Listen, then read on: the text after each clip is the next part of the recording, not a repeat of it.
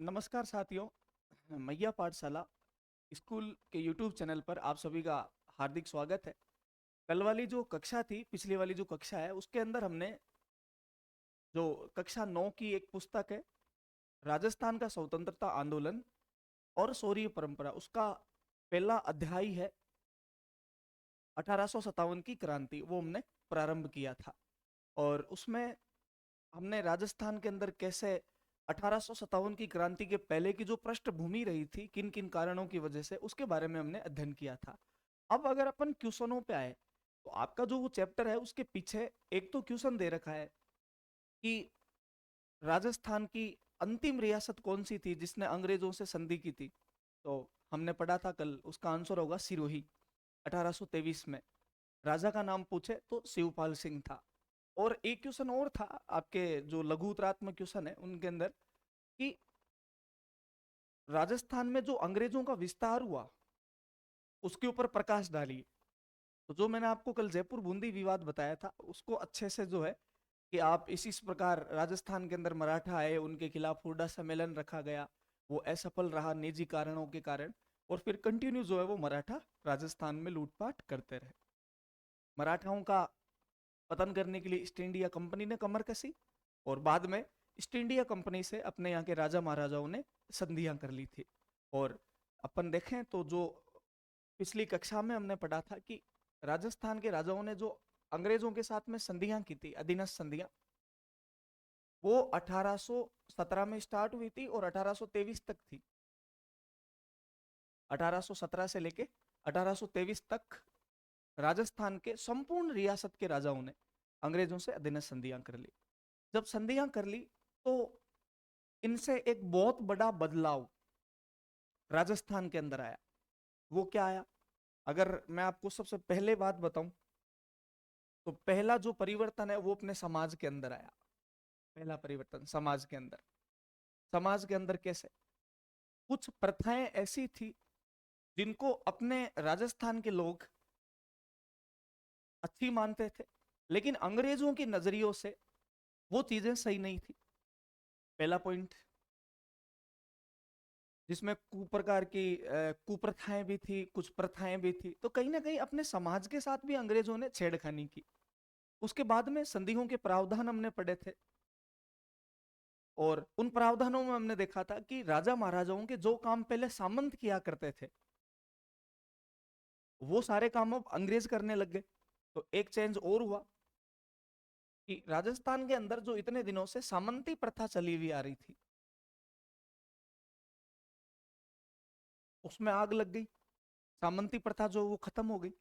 इसके अलावा राजस्थान के राजाओं के पास में जो सोर्स ऑफ इनकम थे, इनकी जो आर्थिक स्थिति थी, जहां से इनको इनकम प्राप्त होती थी, जैसे राजस्थान के अंदर खूब सारे खारे पानी की जो है वो झीलें थी जिनसे नमक निकलता था, तो उनके ऊपर भी अंग्रेजों ने अधिकार कर लिया। तो कहीं ना कहीं अपना समाज, आर्थिक स्थिति, सामंत भी इन चीजों से नाराज थे। और जब ये घटनाएं जो है निरंतर चलती रही, तो इनसे राजा महाराजा भी अंग्रेजों से असंतुष्ट से होने लगे। तो आग तो अपने मन में पहले से ही लग रखी थी, लेकिन उस आग में घी डालने का जो काम है, वो भारत में अपने एक छावनी, और उस छावनी का नाम है बैरकपुर। बैरकपुर छावनी कलकत्ता के अंदर। और बैरकपुर छावनी का एक सैनिक जिसका नाम था मंगल पांडे। मंगल पांडे सबसे पहले जो 1857 की क्रांति की शुरुआत है, वो मंगल पांडे ने की थी। हालांकि वो पूरी छावनी ने विद्रोह नहीं किया था, विद्रोह अकेले मंगल पांडे का था। और मैं आपको ये इसलिए बता रहा हूँ कि एक बार पता होना चाहिए हमें, है ना, कि राजस्थान के अंदर जो क्रांति भड़की थी उसका कारण क्या था। तो मंगल पांडे जो था, इसने चर्बी वाले कारतूसों का विरोध किया था। चर्बी वाले कारतूस, जैसे आज अपन देखते हैं कि भारत के अंदर जो 1857 की क्रांति हुई, उसका कारण क्या था? तो उसका कारण क्या था? चर्बी वाले कारतूस। और चर्बी किसकी? तो गाय और सुअर की। गाय और सुअर की चर्बी। गाय की जो चर्बी है उससे हिंदू धर्म की धज्जियां उड़ गई। हिंदू धर्म में सबसे पवित्र पशु गाय को माना गया है, और मुस्लिम धर्म में सबसे घृणित पशु जो है वो सुअर को माना गया। और पहले ज्यादातर जो सैनिक थे अंग्रेजों की छावनियों में वो हिंदू और मुस्लिम ही थे। तो कहीं ना कहीं दोनों धर्मों की धार्मिक आस्था को ठेस पहुंची थी इस छोटी सी गलती की वजह से। तो आप कहोगे सर जब अंग्रेजों को पता था कि हम चर्बी वाले कारतूस यूज लेंगे तो एक ना एक दिन तो ये घटना होनी है, तो उन्होंने लिए क्यों? देखो मैंने आपको बताया था कि ईस्ट इंडिया कंपनी का उद्देश्य था भारत में व्यापार करना। वो व्यापार करने के लिए आए हैं। तो व्यापारी जो होता है वो हर जगह अपना फायदा देखता है। व्यापारी कभी भी धार्मिक आस्था से कोई मतलब नहीं रखता, उसको तो ज्यादा से ज्यादा प्रॉफिट कमाना है। तो यहाँ पे जो अपने भारत के अंदर हथियार थे और उन हथियारों में कुछ आधुनिक हथियार लाए गए, जैसे एक पहले बंदूक चलती थी ब्राउन बेस, उस ब्राउन बेस को हटा के उसकी जगह एनफील्ड राइफल नाम की एक नई बंदूक आई थी और उसमें एक कारतूस डाला जाता था जिसके ऊपर एक पन्नी होती और पन्नी को चिकनी रखने के लिए चर्बी चाहिए थी। क्योंकि अगर बंदूक में बिना चिकने कारतूस डाल ले तो वो बंदूक जो है वो जल्दी खराब हो जाएगी। तो क्या उसके लिए तेल यूज करें? तेल तो महंगा पड़ेगा। तो देखा यार भारत के अंदर गाय सुअर खूब घूमते हैं, इनको पकड़ पकड़ के और इनकी चर्बी निकालो और उसका जो मांस है वो भी वो एक्सपोर्ट कर देते थे, डबल फायदा। लेकिन इस चीज से कहीं ना कहीं अपने भारतीयों को जो है वो धार्मिक ठेस पहुंची थी। ये भारत के अंदर कारण था 1857 की क्रांति का। अब राजस्थान में क्या कैसे रहा, तो आइए हम इसके बारे में पढ़ते हैं। लेकिन उसके पहले एक छोटी सी चीज जो है वो आपको ध्यान रखनी है कि 1857 की क्रांति के समय राजस्थान के अंदर 6 छावनियां थी। कितनी सैनिक छावनियां थी? 6। वो कौन कौन सी है सैनिक छावनियां? उनके नाम हमें जो है वो पता होना चाहिए। देखिएगा 6 सैनिक छावनियां कौन कौन सी थी। उसकी एक छोटी सी ट्रिक है, उस ट्रिक के माध्यम से हम इन्हें याद रख सकते हैं। एनी ने एनी ने ब्याह देखा। एनी ने क्या देखा? ब्याह। मतलब किसी की शादी हुई, शादी को अपने मारवाड़ी में क्या कहते हैं? ब्याह। राजस्थान के अंदर तो एनी नाम की कोई लड़की थी, विदेशी लड़की, और उसने क्या देखा? ब्याह देखा। ये ट्रिक है, इस ट्रिक के माध्यम से देखिएगा। ऐसे आपको ध्यान रखना है। अपने राजस्थान में एक छावनी एरियनपुरा, छावनी का नाम क्या है? एरियनपुरा छावनी। जो एरियनपुरा छावनी वो कहाँ थी? तो अपने सिरोही में। अभी तो खैर एरियनपुरा पाली में आ गया, लेकिन पहले जो एरियनपुरा है वो कहाँ आता था? सिरोही के अंदर। नी से आपको ध्यान रखना है, दूसरी सैनिक छावनी नीमच। और नीमच अभी कहाँ चला गया? एमपी के अंदर, मध्य प्रदेश में। इस ने से आपको याद रखना नसीराबाद, तीसरी सैनिक छावनी नसीराबाद। ब्याह से आपको याद रखना ब्यावर। और नसीराबाद और ब्यावर दोनों कहां पे है? अजमेर के अंदर। और दे से देवड़ी।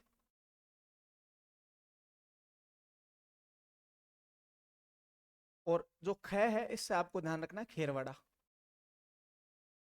खेरवाड़ा जो है वो उदयपुर के अंदर और देवली टोंक के अंदर। ये राजस्थान के अंदर 1857 की क्रांति के समय अंग्रेजों ने 6 सैनिक छावनियां बना रखी थी। आपके जो पीछे इस चैप्टर के पीछे कुछ क्वेश्चंस है और उस क्वेश्चन में ये लिखा हुआ है कि राजस्थान के अंदर कौन कौन सी 6 सैनिक छावनियां थी, उनके नाम बताओ। तो उनके नाम ये है, ट्रिक से याद रख लेना। एनी नाम की लड़की थी, उसने ब्याह देखा, तो एनी ने क्या देखा?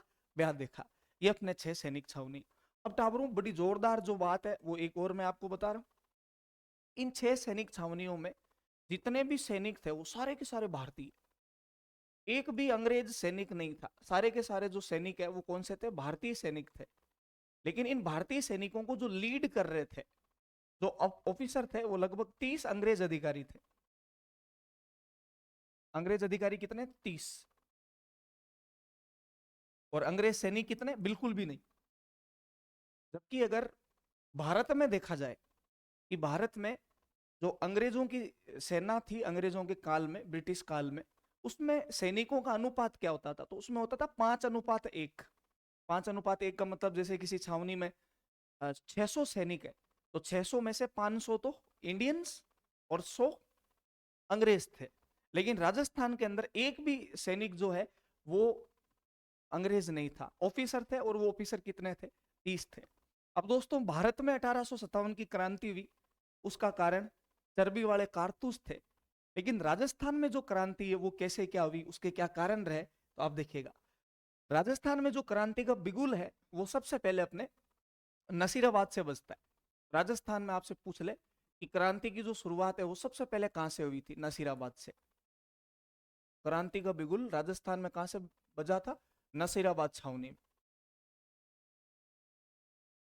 सबसे पहले नसीराबाद छावनी में विद्रोह होगा। और आपको इस विद्रोह की जो है वो डेट याद रखनी है कि नसीराबाद छावनी में विद्रोह हुआ था, कब हुआ था। या अक्सर पूछ लिया जाता है कि राजस्थान में क्रांति की शुरुआत कब हुई, 28 मई 1857 को इस दिन क्रांति का बिगुल बजा। सबसे पहले कहां बजा, नसीराबाद छावनी के अंदर। अभी हमने पढ़ा कि नसीराबाद छावनी जो है वो कहां थी, तो अपने अजमेर जिले के अंदर। अब देखो नसीराबाद छावनी में विद्रोह हो रहा है, क्यों हो रहा है, इसके क्या कारण थे, तो इसका मैं आपको स्पष्ट शब्दों में समझा देता हूं।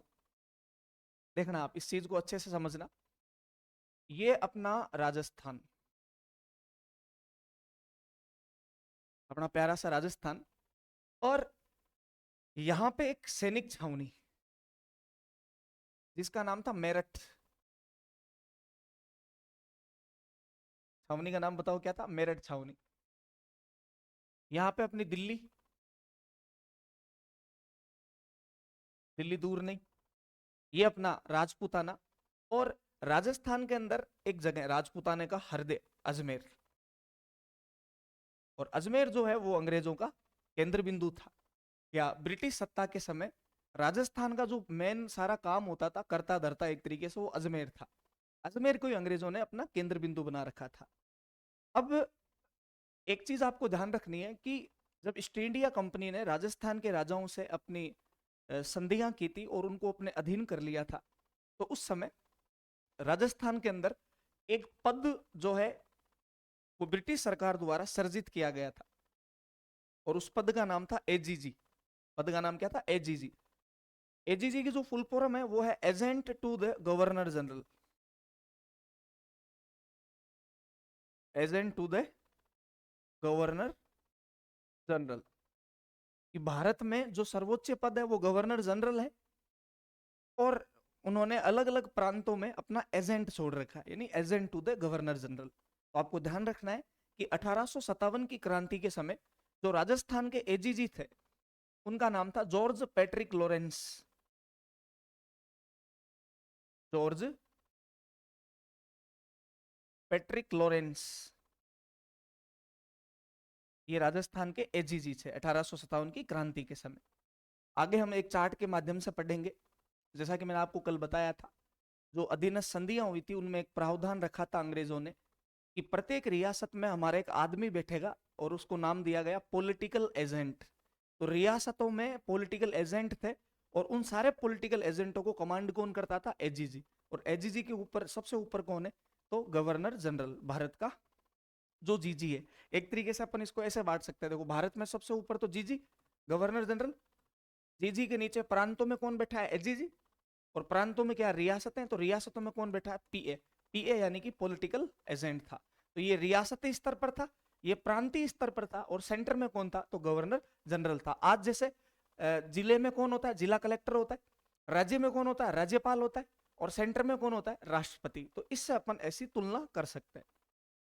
अब देखिएगा इधर, जो एजीजी था और अजमेर जो था, 1832 में यहां पर अंग्रेजों ने राजपूताना रेजिडेंसी की स्थापना की थी, और इसका जो मुख्य पद है वो बनाया था एजीजी। तो एजीजी कहां बैठेगा, अजमेर के अंदर। कब से बैठने लगा था, 1832 से। एजीजी बहुत बड़ा अधिकारी था, अंग्रेज अधिकारी। तो एजीजी ने भारत के गवर्नर जनरल को पत्र लिखा, लेटर। और पत्र लिखकर कहा कि साहब अजमेर जो है वो बहुत ही सुंदर सिटी है, बहुत ही सुंदर शहर है, लेकिन यहाँ की सर्दी और बारिश तो ठीक है, लेकिन गर्मी के समय तावड़ा बहुत लगता है, यहाँ पे धूप बहुत ज्यादा पड़ती है। कोई बढ़िया सी जगह की व्यवस्था हो जाए। तो गवर्नर जनरल ने कहा यार ठीक है, तू एक काम कर, पता कर ले कि भारत के अंदर, सॉरी राजस्थान के अंदर कोई ऐसा ठंडा प्रदेश है जो ग्रीष्म काल के समय आप लोग वहां शिफ्ट हो जाना, या अपन ग्रीष्मकालीन राजधानी एक और बना देंगे। अब एजीजी पढ़ा लिखा तो था ही, तो एजीजी ने ज्योग्राफी पढ़ रखी थी, भूगोल, और भूगोल में एजीजी को पता था कि हमने पढ़ा था कि 100 पृथ्वी तल से जब अपन 165 मीटर ऊपर जाते हैं, पृथ्वी तल से जब 165 मीटर ऊपर जाते हैं, तो जो तापमान होता है, टेम्परेचर, उस टेम्परेचर में 1 डिग्री की कमी आ जाती है। टेम्परेचर कितना कम हो जाएगा? 1 डिग्री। और आबू वाला जो इलाका है, स्पेशली माउंट आबू जो है, वो पड़ा ठेठ 1722 मीटर ऊंचा। मतलब लगभग 10 डिग्री टेम्परेचर का अंतर होगा राजस्थान में और माउंट आबू के तापमान में। तो गर्मी के समय जहां राजस्थान का तापमान 35-40 डिग्री होगा, माउंट आबू का 25 से 30 डिग्री होगा। तो एजीजी जो है उसने अपना ग्रीष्मकालीन मुख्यालय जो है वो माउंट आबू को बना लिया। तो ये चीज आपको ध्यान रखनी है कि एजीजी का जो गर्मी का आवास था, ग्रीष्मकालीन जो मुख्यालय था, वो था यहाँ पे। और यहाँ पे अपने कौन सी जगह? तो अपनी माउंट आबू। अब देखो नसीराबाद छावनी में जो विद्रोह की डेट है वो बताओ क्या है? 28 मई। मई मतलब धूप। और मई जून के अंदर एक महीना आता, जेठ का महीना, जो राजस्थानी संस्कृति के अंदर 12 महीने है, चैत्र से फाल्गुन। तो अपने यहाँ पे एक कथन भी प्रचलित है कि जेठ का जो तावड़ा होता है, वही मई जून वाला जो है, वो बड़ा भयंकर होता है। तो मई का टाइम, और एजीजी ने ग्रीष्मकालीन आवास किसको बना रखा है? माउंट आबू को। तो गर्मी का टाइम था तो एजीजी तो कहाँ बैठा था? माउंट आबू के अंदर, अपने ग्रीष्मकालीन आवास के अंदर। बाकी जो ऑफिसर थे वो अलग अलग 6 छावनियों में थे, और कुछ ऑफिसर जो है वो कहाँ थे? अजमेर के अंदर थे। अब अजमेर में सबसे इंपॉर्टेंट चीज क्या थी कि अपने अजमेर के अंदर अकबरी दुर्ग, अजमेर के अंदर कौन सा दुर्ग? अकबरी दुर्ग, जिसका निर्माण अकबर ने कराया था अजमेर यात्रा के दौरान। और बाद में अंग्रेजों ने अपने हथियार जो है वो यहाँ रख रखे थे अकबरी दुर्ग में। राजस्थान के अंदर जो 6 सैनिक छावनियां हैं, उन 6 सैनिक छावनियों में जो हथियार सप्लाई है वो यहीं से होते थे, अकबरी दुर्ग से। इसलिए अकबरी दुर्ग एक तरीके से देखा जाए तो अंग्रेजों का क्या था? शास्त्रागार था, जहां पे इन्होंने अस्त्र शस्त्र रख रखे थे। और उसको अंग्रेजी में कहा जाता मैगजीन। शास्त्रागार को अंग्रेजी में क्या कहते हैं? मैगजीन। और किले को क्या कहते हैं? फोर्ट। इसलिए अंग्रेजों ने इसका जो नाम है अकबरी दुर्ग का, वो क्या कर दिया था? मैगजीन फोर्ट था। तो मैगजीन फोर्ट या अकबरी दुर्ग में अंग्रेजों के हथियार, उसकी सुरक्षा के लिए, यानी कि अकबरी दुर्ग के अंदर जो हथियार थे, और उन हथियारों की सुरक्षा के लिए एक टुकड़ी जिसका नाम था 15वीं बंगाल नेटिव इन्फेंट्री, 15वीं बंगाल नेटिव इन्फेंट्री, इस टुकड़ी को जो है वो यहाँ पे तैनात कर रखा था। बताओ टुकड़ी का नाम क्या था? 15वीं native Bengal infantry. Native infantry का मतलब होता है पैदल सैनिक टुकड़ी। आपको पता सैनिक भी एक तो घुड़सवार वाले होते थे, एक बिल्कुल जो पूरी टुकड़ी पैदल चलती थी। तो ये बंगाल की थी, नाम था 15वीं बंगाल नेटिव इन्फेंट्री, यानी पैदल टुकड़ी थी। ऐसा कहते हैं कि जो 15वीं बंगाल नेटिव इन्फेंट्री है उसकी लास्ट जो पोस्टिंग है वो मेरठ छावनी में थी। और अजमेर जो है वो इस 15वीं बंगाल नेटिव इन्फेंट्री को क्यों बुलाया गया था? तो अकबरी दुर्ग या मैगजीन फोर्ट की रक्षा के लिए बुलाया गया था, जहां पे अंग्रेजों के हथियार पड़े थे।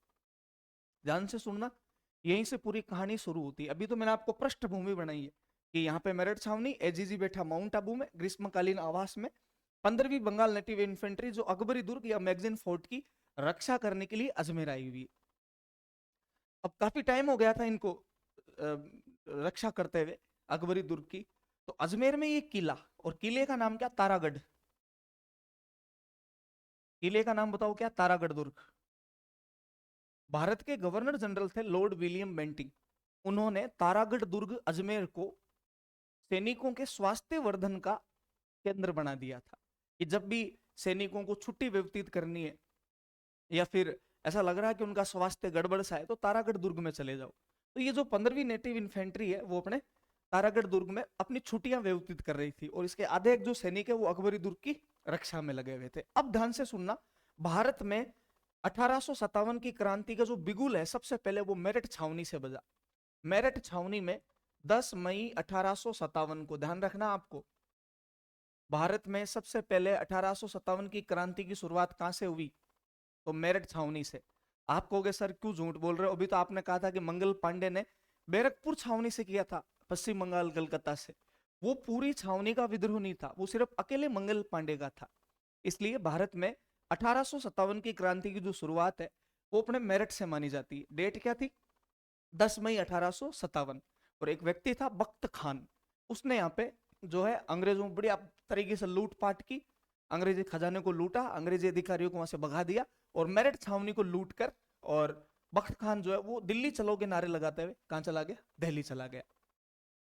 अब भारत में पूरी छावनी ने विद्रोह कर दिया, असंतुष्ट थे अंग्रेजों से। उसके कई सारे कारण थे, जो जिनमें से कुछ ही कारण मैंने आपको बताए थे जो आपके सिलेबस में। इसकी जो सूचना है वो गवर्नर जनरल को लगी, और उस समय governor general Lord Canning, Bharat के गवर्नर जनरल। और ऐसा कहते हैं कि गवर्नर जनरल ने जितने भी भारत के एजीजी थे उन सबके पास में इसका जो है लेटर भिजवा दिया, संदेश भिजवा दिया कि भारत में 1857 की क्रांति भड़क चुकी है, रिवॉल्यूशन जो है या क्रांति भड़क उठी है, और सब राजाओं को जो अपने मित्र है उनके पास संदेश भेजो और अपने आप को मजबूत कर लो, और अपने जो सैनिक छावनियां हैं उनको मजबूत करो, और अपने जो हथियार है ना उनके बढ़िया तेल पानी ग्रीस पानी करके तैयार रखो, कभी भी आवश्यकता पड़ सकती है। तो यहाँ 10 मई को जो है विद्रोह हुआ, और उसकी सूचना 19 मई को माउंट आबू पहुंचती है। इसके पास में? एजीजी के पास में। एजीजी ग्रीष्मकालीन आवास छुट्टियां व्यतीत कर रहा था, कहां पे? माउंट आबू में। अब जॉर्ज पैट्रिक लॉरेंस ने देखा यार भारत में विद्रोह भड़का मेरठ के अंदर, और जो अकबरी दुर्ग की सुरक्षा के लिए जो हमने टुकड़ी बुला रखी है, जिसके कुछ सैनिक तो अकबरी दुर्ग की रक्षा कर रहे हैं और कुछ सैनिक ऊपर तारागढ़ दुर्ग में, उनकी लास्ट पोस्टिंग भी मेरठ में। तो कहीं ऐसा तो नहीं कि इनकी प्लानिंग है कि दूध की रक्षा के लिए हमने बिल्ली को ही बिठा दिया, हथियारों की रक्षा के लिए हमने उन लोगों को बिठा दिया जो खुद क्रांति करने की योजना बना के आए हो।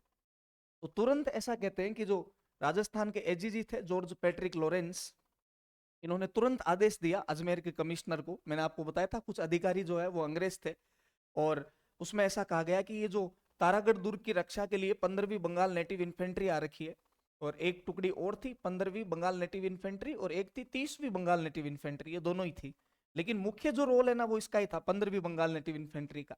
बोले इन दोनों के जो सैनिक है ना, उन सैनिकों को तुरंत जो है वो तारागढ़ दुर्ग से नसीराबाद शिफ्ट करो, रातों रात ही। तो ऊपर से ऑर्डर आया, और ऑर्डर आते ही ये ऑर्डर जो इन सैनिकों को दिया गया कि फटाफट बोरी बिस्तर पैक करो रे, और तुरंत जो है तुम्हें अभी नसीराबाद चलना है। सैनिकों ने पूछा साहब हुआ क्या, हम तो अजमेर की वादियों में यूं खो से गए थे, और हम तो यहाँ एंजॉय कर रहे थे, और हम ड्यूटी बजा रहे हैं अपनी, हो क्या गया? अंग्रेजों ने कहा चुप, अभी कुछ नहीं बताएंगे, ऊपर से जैसे हमें आदेश मिले। तो ऐसा कहते हैं कि 15वीं बंगाल नेटिव इन्फेंट्री और 30वीं बंगाल नेटिव इन्फेंट्री के सैनिकों को तुरंत जो है रातों रात अजमेर से कहां भेज दिया? नसीराबाद। नसीराबाद में भी भेजकर इनको ऐसा नहीं कि सैनिकों के जैसा इनके साथ बर्ता हुआ, नसीराबाद में भेजकर इनको जेल में डाल दिया, गिरफ्तार कर लिया, इन सबको नजरबंद कर दिया नसीराबाद छावनी के अंदर, जेल के अंदर। तो सैनिकों ने पूछा यार हुआ क्या है, ये तो बताओ हमें, हमने गलती क्या की है? हम तो आप ही के तो सैनिक हैं, ब्रिटिश सरकार की हम तनख्वाह उठा रहे हैं, आपके लिए काम कर रहे हैं, और आपने ही हमें जेल में डाल दिया। कारण तो होगा कुछ ना कुछ। अब कारण क्या? अंग्रेज अधिकारी इनको कहवे थोड़ी कि हमारे को तुम्हारे ऊपर शक है, बोले डाउट है, बोले। और कोई क्रांतिकारी पूछ ले डाउट किसका? बोले क्रांति भड़क गई है मेरठ में, और वहीं से तुम लोग आए हो, तो फिर तो ज्यादा आग में घी तो यहीं डल जाए। कुछ कहवे नहीं अंग्रेज अधिकारी, और दिन गुजरा, 2 दिन गुजरे, 3 दिन गुजरे, 4 दिन गुजरे, और ये जो नसीराबाद छावनी में कैद सैनिक थे इनकी चिंता बढ़ने लगी। चिंता क्यों बढ़ने लगी? क्योंकि इस समय अपने पूरे भारत के अंदर अंग्रेजों ने ईसाई धर्म का प्रचार प्रसार करने के लिए ईसाई मिशनरियां स्थापित कर रखी थी। हिंदुओं को पकड़ पकड़ कर जबरदस्ती, और जबरदस्ती नहीं तो लोभ लालच देकर वो हिंदू धर्म से कन्वर्ट करके ईसाई बना रहे थे। अब इनमें से किसी ने कह दिया अरे बोले हम सबको भी ना देखना ये जेल में इसलिए पकड़ के लेके आए कि हिंदू धर्म तो चेंज करेंगे और अपने को ईसाई धर्म एक्सेप्ट करवाएंगे। कुछ लोग धार्मिक कट्टरता वाले थे, बोले ऐसा कैसे, ऐसा कभी नहीं हो सकता, हम मर जाएंगे लेकिन अपना धर्म जो है वो परिवर्तित नहीं करेंगे। ऐसा कहते हैं कि धीरे धीरे देखते देखते 28 तारीख भी आ गई और नसीराबाद में इस 15वीं बंगाल नेटिव इन्फेंट्री का एक सैनिक जिसका नाम था बख्तावर सिंह, सैनिक का नाम क्या था, बख्तावर सिंह। उस बख्तावर सिंह ने पूछा कि अंग्रेजों आज बता दो कि हमें यहाँ क्यों रखा गया है, और हमें कोई तो कह रहे हैं कि तुम्हें जबरदस्ती ईसाई धर्म एक्सेप्ट करवाएंगे, 5-4 दिन हो गए, बात क्या है, बात तो बताओ। अंग्रेज ने ऐसा कहते हैं कि संतोषजनक उत्तर जो है अंग्रेज अधिकारी ने वो बख्तावर सिंह को दिया नहीं। ऐसा जस्ट शट अप, हमें ऊपर से ऑर्डर है, नहीं बता सकते तुम्हें। बख्तावर सिंह ने कहा सालो 3-4-5 दिन हो गए हमें यहाँ जेल में जो है कैदी की तरह रख रखा, हम तो कुछ सैनिक है और उठा रहा बंदूक है। तो ऐसा कहते हैं कि जो छावनी थी, जेल थी, उस जेल को तोड़ दिया। 28 मई के दिन नसीराबाद छावनी में विद्रोह भड़क गया। विद्रोह किसने भड़काया, 15वीं बंगाल नेटिव इन्फेंट्री ने। अब आपसे पूछ ले कि राजस्थान में 1857 की क्रांति का कारण क्या था, तो कारण यह था कि 15वीं और 30वीं बंगाल नेटिव इन्फेंट्री जो अंग्रेजों की सैनिक छावनी थी, सैनिक टुकड़ी थी, भारतीय सैनिक थे, और उनको शक के आधार पर तारागढ़ से नसीराबाद ले जाया गया और सैनिकों द्वारा अंग्रेज अधिकारियों से कुछ प्रश्न पूछे गए, हमें यहाँ क्यों लाया गया, तो उसका उत्तर भी उन्हें संतोषजनक नहीं मिल पाया था, इसलिए इन्हें जो है वो क्रांति भड़क गई। कहां पे, नसीराबाद में। और भड़का दी किसने, तो अपने बख्तावर सिंह ने। आगे देखिएगा, बख्तावर सिंह ने 28 मई 1857 के दिन जो क्रांति भड़क गई नसीराबाद छावनी में बख्तावर सिंह के नेतृत्व में, तो यहाँ पे 4 अंग्रेज अधिकारी थे। ध्यान से सुनो ना, अंग्रेज अधिकारी कितने थे, 4। वो 4 कौन कौन से थे 4 अंग्रेज अधिकारी थे। 4 कौन कौन से थे, एक तो था स्पार्टिस वुड, एक तो था स्पार्टिस, एक था वुड, एक था पेन्नी और एक था प्रीचार्ड। ये 4 अंग्रेज अधिकारी थे। काम क्या था, अधिकारियों से छुटकारा पाना। ऐसा कहते हैं कि इन 4 अधिकारियों के अलावा भारतीय सैनिकों ने किसी को हाथ तक नहीं लगाया। जब विद्रोह भड़का, सैनिकों ने बंदूकें उठा ली, तो भारतीय सैनिक जो बाकी थे वो भी इनके सपोर्ट में आ गए और स्पार्टिस को मौत के घाट उतार दिया, वुड को मौत के घाट उतार दिया।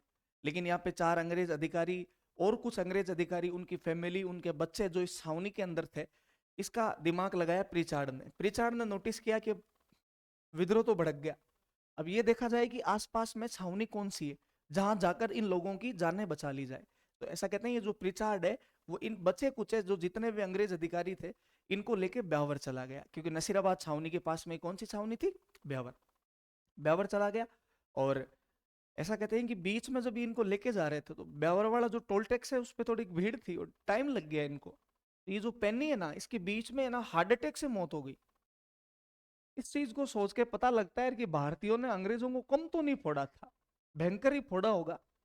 और वो कहते हैं ना कि कोई घटना अपने जीवन में ऐसी हो जाती है या अपन कोई ऐसा दृश्य देख लेते हैं कि कालजो बेट को मार दो, छाती बेट की बोले, तो वो छाती इसकी बेट गई थी पेन्नी की। इसलिए ब्यावर टोल टैक्स के वहां पे इसकी, सॉरी टोल टैक्स तो क्या था उस समय, ब्यावर जाते समय रास्ते के अंदर जो है वो हृदयघात से डेथ हो गई थी किसकी, पेन्नी की। और फिर नसीराबाद छावनी को जी भर के लूटा भारतीय सैनिकों ने, अंग्रेज अधिकारियों को वहां से भगा दिया और फिर सारे जो सैनिक है वो दिल्ली चलो के नारे लगाते हुए कहाँ चले गए, दिल्ली चले गए। तो ये आपके नसीराबाद छावनी में विद्रोह था, इसमें आपको ध्यान रखना है। नसीराबाद छावनी में विद्रोह 28 मई 1857 किसने किया, बख्तावर सिंह ने किया। बख्तावर सिंह कौन सी टुकड़ी का था, 15वीं बंगाल नेटिव इन्फेंट्री का। उस समय एजीजी कहाँ था, माउंट आबू में था, क्योंकि माउंट आबू में उसका ग्रीष्मकालीन आवास था। और राजस्थान में क्रांति कब भड़की, तो मई वाले महीने में, यानी अपने गर्मी वाले महीने में भड़की थी। और 4 अंग्रेज अधिकारियों में से 2 तो ऑन द स्पॉट मर गए थे, एक रास्ते में हार्ट अटैक की वजह से मर गया था। और इनको सबको बचा के कौन लेके गया, तो वो प्रीचार्ड लेके गया। अब देखो ध्यान से सुनना, आप ही के सिलेबस में एक चीज है और उसमें ये लिखा गया है 1857 की क्रांति के बाद में इस प्रीचार्ड ने एक लेख लिखा था और उस लेख में ये लिखा था कि अगर नसीराबाद छावनी के सैनिक दिल्ली ने जाकर अगर अजमेर चल गए होते तो क्रांति का रुख यानी कि माहौल कुछ और ही होता। ये अक्सर प्रश्न आता, किसने कहा था? तो किसने कहा था? प्रिचार्ड ने कहा था। और क्यों कहा था? क्योंकि नसीराबाद छावनी के जो सैनिक थे वो दिल्ली चले गए, पर अजमेर आ जाते तो उनके हाथ लग जाता अकबरी दुर्ग में अंग्रेजों का जो शास्त्रागार था, और इसके हथियार हाथ लग जाते। बाद में जब 1857 की क्रांति असफल हुई, फेल हुई, तो उसका कारण यही था कि अपने भारतीय सैनिकों के पास में हथियार जो है वो उपलब्ध मात्रा में नहीं थे, इसलिए हम हार गए थे, हम असफल हो गए थे। तो ये नसीराबाद छावनी का विद्रोह था दोस्तों। उसके बाद में देखिएगा नेक्स्ट, दूसरा जो विद्रोह है वो अपने भरतपुर के अंदर होगा। वैसे भरतपुर के अंदर कोई सैनिक छावनी तो थी नहीं, लेकिन फिर भी भरतपुर के अंदर विद्रोह हुआ था क्रांति के समय। दूसरा जो विद्रोह वो भरतपुर में हुआ था। भरतपुर में कब हुआ था? तो नसीराबाद छावनी के ठीक 2 दिन बाद, यानी 28 मई को नसीराबाद में हुआ और 30 मई 1857 को भरतपुर के अंदर हुआ। भरतपुर के अंदर कोई मारधाड़ नहीं हुई, कोई मारा वारा नहीं गया, आप सिंपल वे में समझ लो। उस समय राजस्थान की रियासतों की क्या हालत थी? देखो, एक तो राजस्थान के अंदर अपने राजा थे रियासतों के, और एक अंग्रेजों ने जो है वो अपने प्रतिनिधि के रूप में बिठा रखा था पीए, जैसा कि हमने पढ़ा था, पॉलिटिकल एजेंट। तो क्रांति के समय भरतपुर के जो राजा थे उनका नाम था जसवंत सिंह। भरतपुर के राजा कौन थे? जसवंत सिंह। और भरतपुर जो है वो कौन से वंश की रियासत थी? जाट, जाट वंश थी। और जाटों के अंदर भी एक गोत्र आती, सिन सिनवार। गोत्र का नाम क्या है? सिन सिनवार। सिन सिनवार गोत्र के जाटों ने राज किया था भरतपुर के ऊपर। सिन सिनवार गोत्र क्यों थी? क्योंकि जहां से ये बदन सिंह चूड़ामन जिस गांव से बिलोंग करते थे, इनके गांव का नाम था सिनसिनिया। और इस गांव से जब ये निकले तो इनकी गोत्र भी इनके गांव से नाम से ही हो गई, सिनसिनवार। ऐसा कहते हैं कि जो जसवंत सिंह था भरतपुर का राजा, वो अल्प वयस्क था, टाबर था।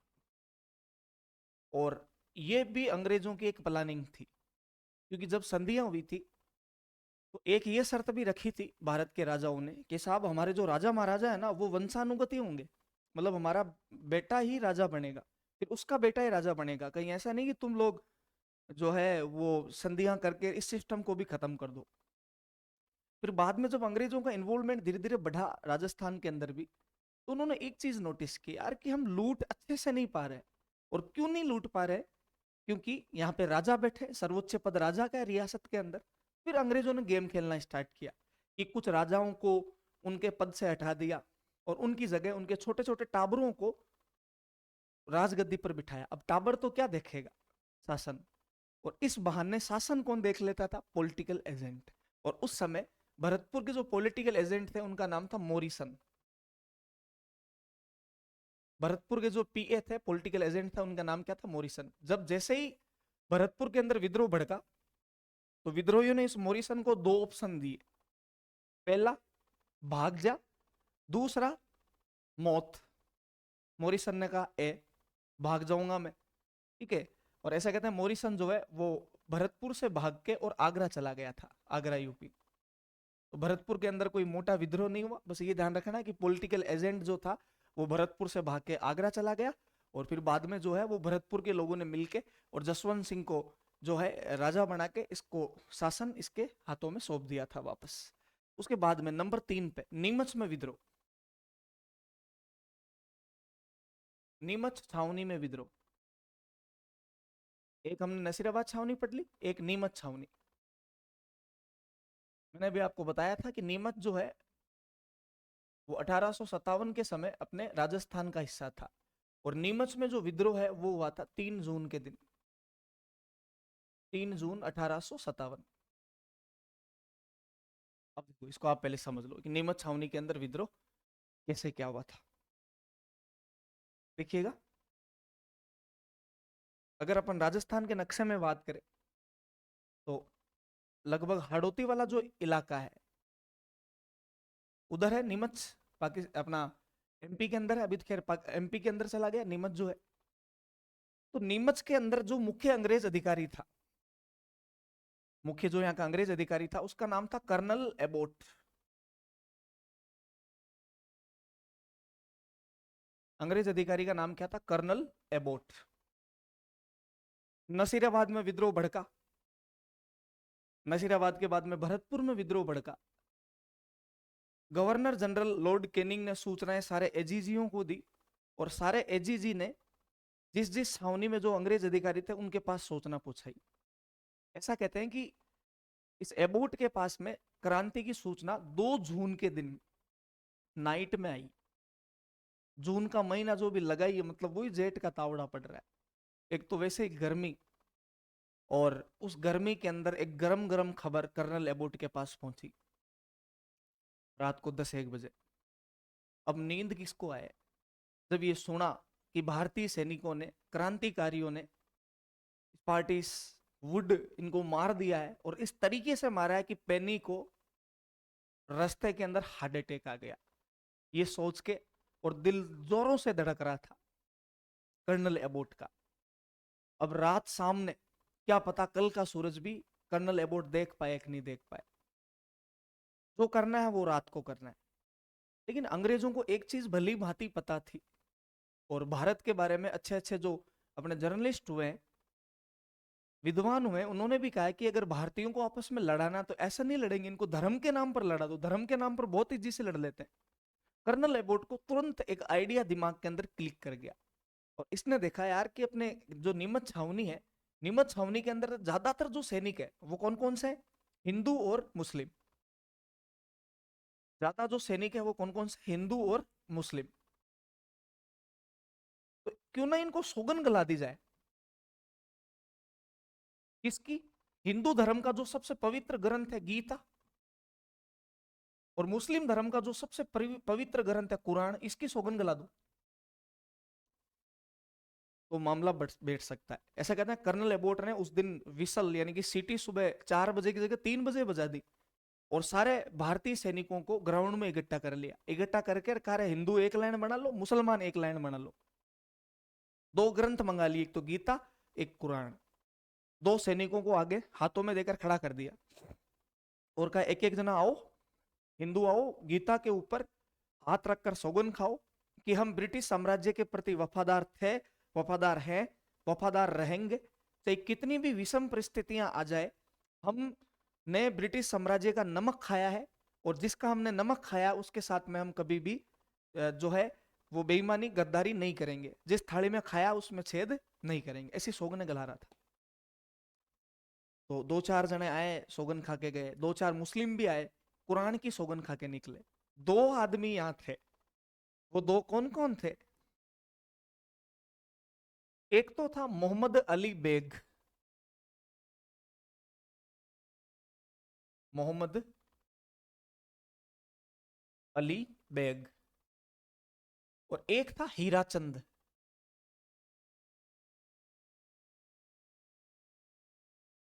इन दोनों ने मूठियां भीतर रखी थी अपनी, बोला अपना को सौगन नहीं खानी चाहिए कुछ भी कहे। और जैसे इन दोनों का नंबर आया, ये पीछे यूं हाथ करके खड़े हो गए, हम तो सौगन नहीं खाए। कर्नल एबोट पूछ रहा क्यों सौगन की नहीं, क्यों नहीं खाओगे? क्या तुमने ब्रिटिश साम्राज्य का नमक नहीं खाया? हम तनख्वाह देते हैं तुम्हें, तो हमारे प्रति वफादारी की सौगन खाने में कौन सी जो है तुम्हें शर्म आ रही है?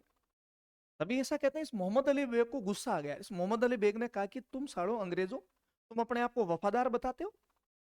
जो तुम लोग एक नियम लेके आए थे, गोद निषेध प्रथा या राज्य हड़प नीति, उसके तहत उन राज्यों को हड़पना चाहिए था जिनके टाबर नहीं हो रहे या गोद नहीं ले सकते। तुमने तो उनको भी हड़पा है जिनके 30-30 टाबर थे।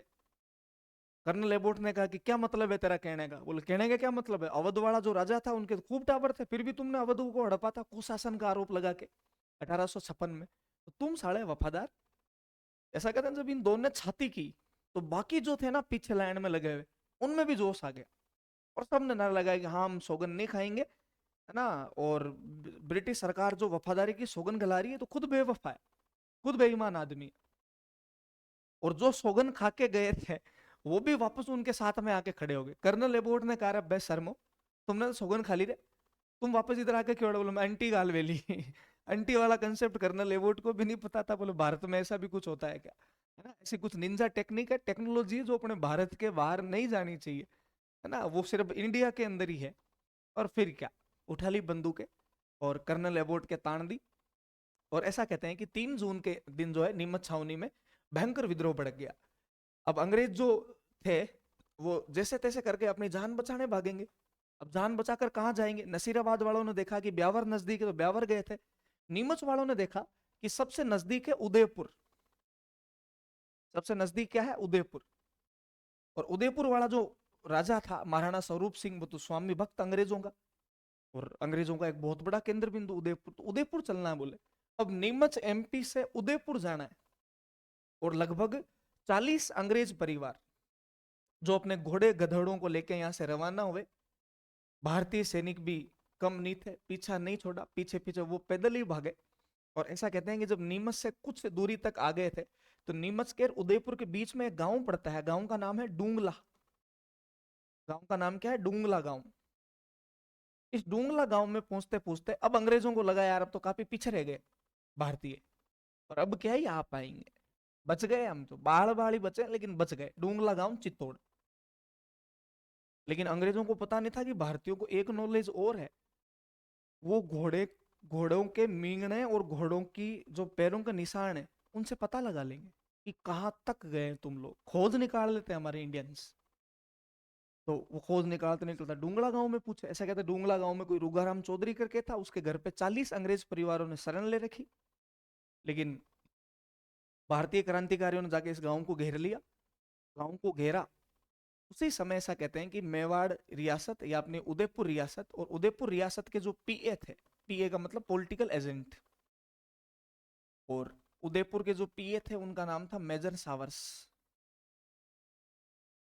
उदयपुर के पॉलिटिकल एजेंट का नाम क्या था, मेजर सावर्स। इसको सूचना लग गई थी तो ये अपने मेवाड़ की सेना लेके वो डूंगड़ा गांव पहुंच गया। और जैसे ही भारतीय क्रांतिकारियों ने देखा कि मेजर सावर्स एक बहुत बड़ी टुकड़ी के साथ डूंगला पर पहुंचने वाला है, तो वो उन्होंने अपना घेर लगा दिया इधर से। देखो ये सैनिक आ रहे हैं, नीमच से आए यहाँ पे डूंगड़ा गांव, और डूंगड़ा गांव से जो है अब ये कहाँ जाएंगे, दिल्ली जाएंगे, क्योंकि सबका एक ही टारगेट है कि जाना कहाँ है, दिल्ली। एक नारा जो उस समय बड़ा फेमस हो गया था, दिल्ली चलो। तो जब ये डूंगला से दिल्ली जा रहे थे तो ऐसा कहते हैं बीच में ही एक जगह आई, और उस जगह का नाम था देवड़ी। ध्यान रखना आप, अभी मैंने आपको बताया था कि देवड़ी में भी छावनी थी, और देवली कहाँ थी, टोंक के अंदर। और देवली के अंदर एक टुकड़ी तैनात थी जिसका नाम था कोटा कैंटिनजेंट। टुकड़ी का नाम क्या था, कोटा कैंटिनजेंट। तो जो नीमच छावनी के विद्रोही थे वो डूंगला गए, डूंगला से देवली गए, और इन्होंने ही देवली छावनी को लूटा। कब लूटा, 5 जून 1857 के दिन। और फिर इस देवली को लूटते हुए ये जो सैनिक है वो दिल्ली चले गए, दिल्ली चलो के नारे लगाते हुए। इधर से जो 40 अंग्रेज परिवार बचे थे उनको मेजर सावर्स बचा के और कहाँ लेके आ गया, उदयपुर। अब ध्यान से सुनना, अपने उदयपुर के अंदर अपनी पिछोला झील, और पिछोला झील के अंदर एक मंदिर, उस मंदिर का नाम जग मंदिर। तो पिछोला झील के अंदर जो जग मंदिर था वहां पे मेवाड़ के उस समय जो महाराणा थे, महाराणा का नाम था स्वरूप सिंह। महाराणा स्वरूप सिंह ने उन अंग्रेज परिवारों को शरण दी, उन अंग्रेज परिवारों को शरण दी थी, जिनके देखभाल का काम गोकुल चंद मेहता ने किया था। तो ये राजस्थान के अंदर नीमच छावनी का विद्रोह था। तो आज की कक्षा में हमने एक तो नसीराबाद, नसीराबाद छावनी के बाद में भरतपुर, और भरतपुर के बाद में नीमच जो है इनका विद्रोह पढ़ लिया था। नीमच में विद्रोह किसने किया, एक तो ये क्वेश्चन आएगा तो आप बता देना, एक तो हीराचंद और एक मोहम्मद अली बेग ने किया था। हुआ कब था, 3 जून 1857 को हुआ था। एक अक्सर पूछ लिया जाता है कि नीमच छावनी में जो मुख्य अंग्रेज अधिकारी था वो कौन था, तो कर्नल एबोट था मुख्य अंग्रेज अधिकारी। और आपसे पूछ ले डूंगला गांव की घटना किस सैनिक छावनी से रिलेटेड है, तो नीमच छावनी से रिलेटेड है, ठीक है। और मेवाड़ के जो पॉलिटिकल एजेंट है उनका नाम क्या था, मेजर सावर्स था। तो दोस्तों धन्यवाद, और आगे जो है अपन इसी प्रकार से निरंतर रखेंगे, और आगे की क्लास जो है वो अगले दिन होगी। थैंक यू, धन्यवाद।